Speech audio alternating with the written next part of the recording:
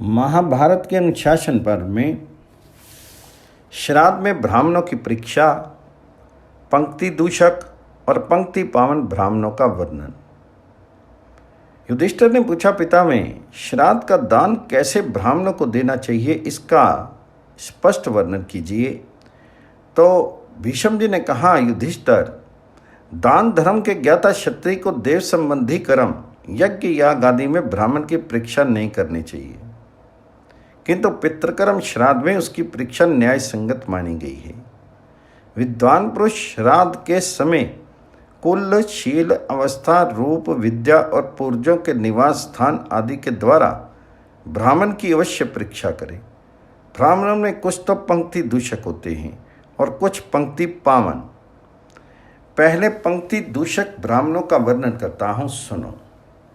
ज्वारी, गर्भत्यारा, राज्य शम्मा का रोगी, ग्वाले का काम करने वाला, अपाड़, गांव भर का हरकारा, सूदखोर, गवैया, सब तरह की चीज़ें बेचने वाला, दूसरों का घर फूंकने वाला, विष देने वाला, जारज मनुष्य के घर का अन्न खाने वाला, सोमरस का विक्रय करने वाला, सामुद्रिक विद्या अर्थात हस्तरेखा से जीव का चलाने वाला, राजा का नौकर, तेल बेचने वाला, झूठ गवाही देने वाला, पिता से झगड़ा करने वाला, जिसके घर में जार पुरुष का प्रवेश हो वह, कलंकित, चोर, शिल्पजीवी, बहुरूबिया, चुगलखोर, मित्रद्रोही, पार स्त्री लंपट, शूद्रों का अध्यापक, हथियार बनाकर जीव का चलाने वाला, कुत्ते साथ लेकर घूमने वाला, जिसे कुत्ते ने काटा हो वह है, जिसके छोटे भाई का विवाह हो गया हो ऐसा अविवाहित पुरुष, चर्म रोगी, गुरु स्त्रीगामी, नट का काम करने वाला, मंदिर की पूजा से जीव का चलाने वाला, नक्षत्रों का फल बताकर जीने वाला, ज्योतिषी, ये सभी ब्राह्मण पंक्ति से बाहर रखने योग्य हैं। ब्रह्मवादी पुरुषों का कहना है कि उपयुक्त प्रकार के लोगों को श्राद्ध में जो अन्न भोजन कराया जाता है वह राक्षसों को प्राप्त होता है। जो ब्राह्मण श्राद्ध का अन्न भोजन करके फिर उस दिन वेद पढ़ता है तथा जो शूद्रा स्त्री से संग करता है, उसके पितर उस दिन से लेकर 1 महीने तक उसी की विष्ठा में पड़े रहते हैं।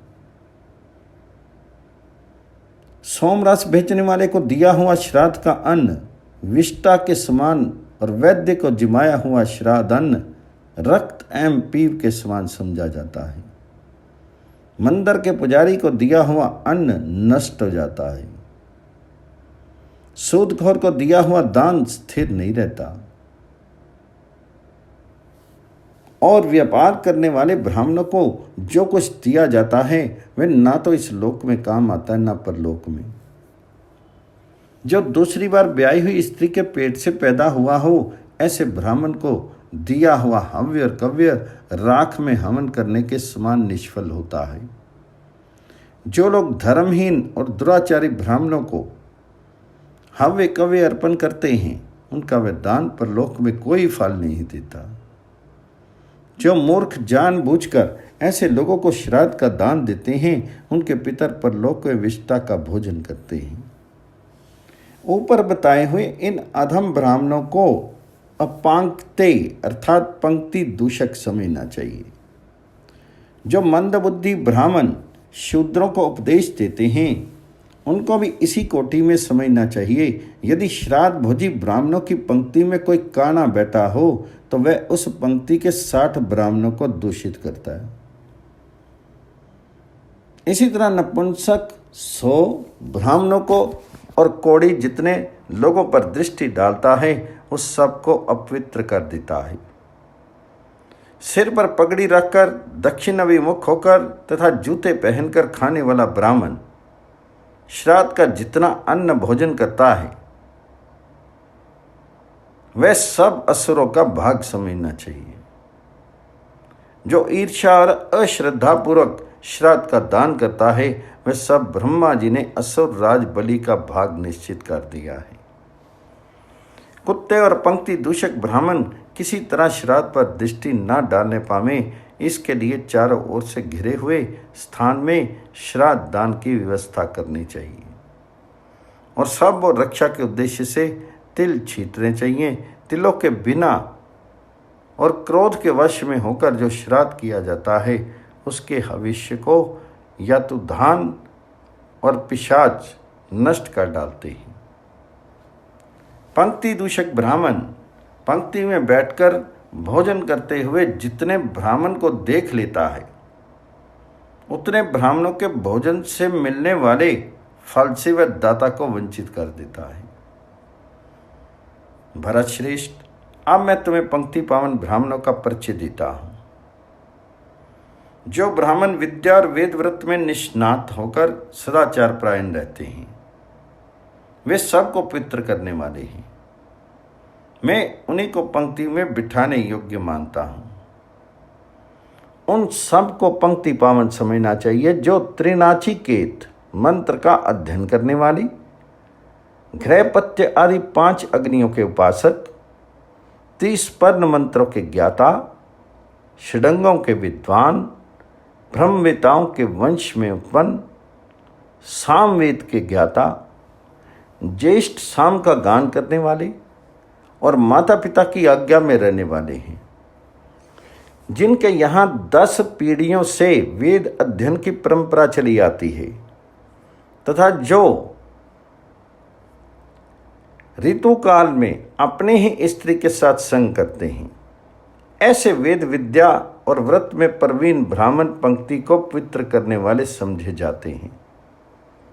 अथर्ववेद के ज्ञाता ब्रह्मचारी नियम पूर्वक व्रत का पालन करने वाले, सत्यवादी, धर्मात्मा तथा अपने कर्तव्य में तत्पर रहने वाले पुरुष भी पंक्ति पावन हैं, जिन्होंने पुण्य तीर्थों में गोते लगाने के लिए परिश्रम किया है, वेद मंत्रों के उच्चारण पूर्वक अनेकों यज्ञों का अनुष्ठान करके अभृत स्नान किया है, जो क्रोध रहित, गंभीर, क्षमाशील, मन को वश में रखने वाले, जितेंद्रिय और संपूर्ण प्राणियों के हित में लगे रहने वाले हैं, उन्हीं ब्राह्मणों को श्राद्ध में निमंत्रित करना चाहिए, क्योंकि ये पंक्ति पावन है और उन्हें दिया हुआ दान अक्षय होता है।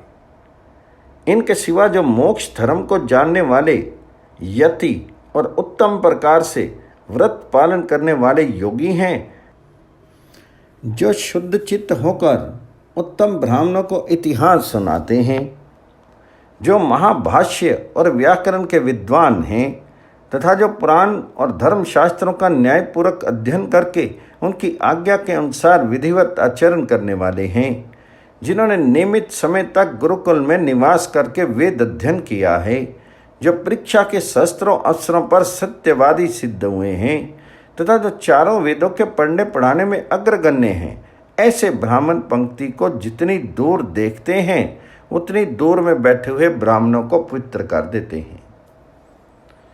पंक्ति को पवित्र करने के कारण ही उन्हें पंक्ति पावन कहा जाता है।